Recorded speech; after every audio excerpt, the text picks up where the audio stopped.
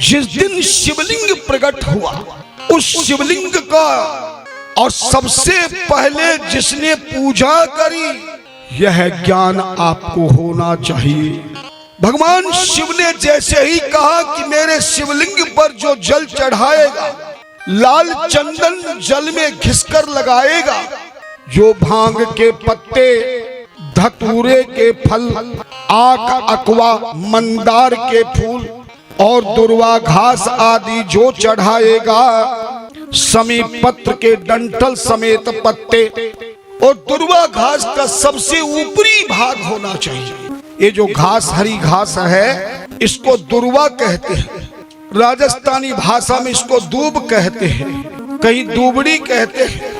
ये अगर घर में आपके हो जाए तो बहुत बड़ा फल प्राप्त होता है। परंतु हम एक बहुत बड़ा अपराध करते हैं। जब दुर्वा घास चढ़ाते हैं तो बीच में से तोड़कर शिवलिंग पर चढ़ाते हैं, जबकि शास्त्रों के अनुसार, शिव पुराण के अनुसार पूजा विधान में दुर्वा का अंकुर कहा गया है। दुर्वा नहीं चढ़ाई जाती, दुर्वांकुर चढ़ाया जाता है। मंत्र में भी दुर्वांकुर ही बोला जाता है। और अंकुर का मतलब है जो सबसे ऊपरी जो कोमल दुर्वा घास का पत्ता है, बस वही तोड़ना चाहिए। और दुर्वा का भगवान ने स्वभाव दिया, किसी भी तोड़ी हुई दुर्वा को मिट्टी में लगा दीजिए और दुर्वा तैयार हो जाएगी। जितना आप तोड़ेंगे उतना ज्यादा पहले।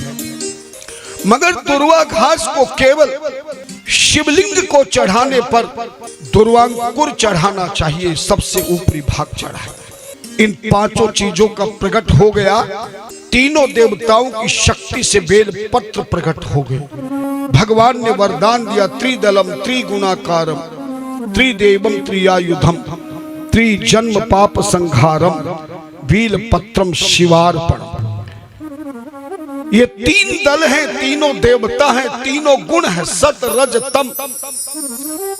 तीन प्रकार के दैहिक, दैविक और भौतिक। शरीर का कष्ट दैहिक कहलाता है। समाज के द्वारा, रिश्तेदारों के द्वारा, परिवार के द्वारा संसार में जो कष्ट मिलता उसको भौतिक कहते हैं। दैविक देवताओं के द्वारा दैहिक शरीर का जो कष्ट होता है,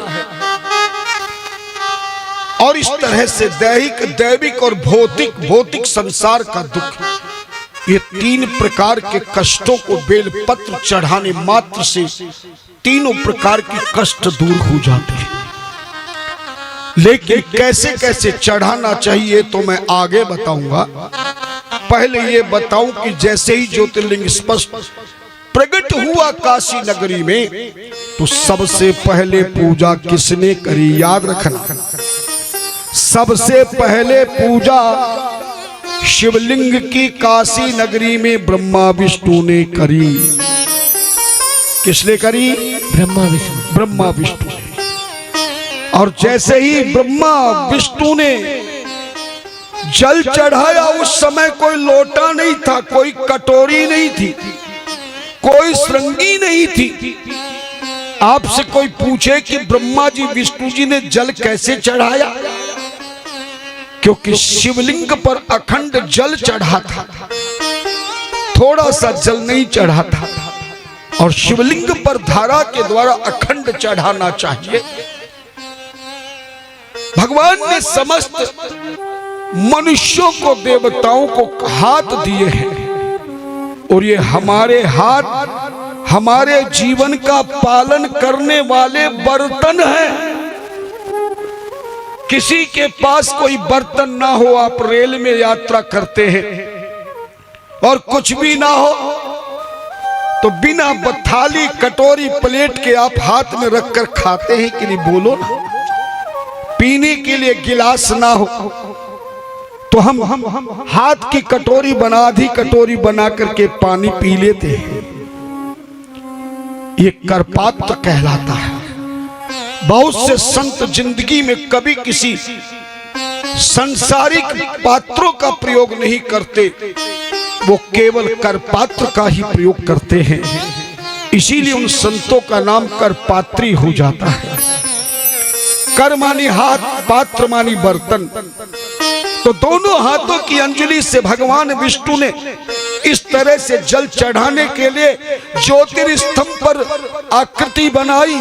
कैसी बनाई जरा आप भी बना के दिखाओ, दोनों हाथों अंजलि जैसी। और ब्रह्मा जी ने अपनी दोनों हाथों की अंजलि से विष्णु के हाथों में जल डालते रहे लगातार, और विष्णु के करपात्र से ज्योतिर्स्तंभ पर अखंड जलधारा लगातार चलती रही। उसके बाद जल में लाल चंदन घिसकर त्रिपुंड लगाया,